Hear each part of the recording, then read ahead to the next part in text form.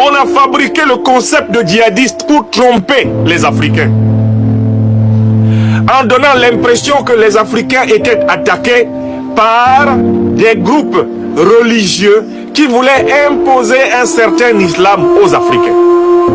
On a voulu faire croire depuis 2010-2011 aux Africains que Al-Qaïda et l'État islamique étaient des groupes de djihadistes, c'est-à-dire de combattants religieux voulant imposer une certaine compréhension de l'islam à toute la population africaine.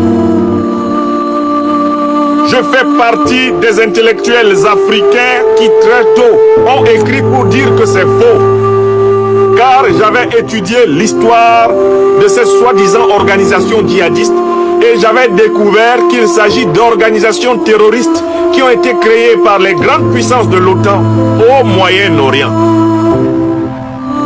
pour combattre pour leurs intérêts. Al-Qaïda, dont Oussama Ben Laden est la figure la plus renommée, est une création des services américains en Afghanistan dans les années 80 lorsqu'il s'agissait de combattre la présence communiste soviétique en Afghanistan.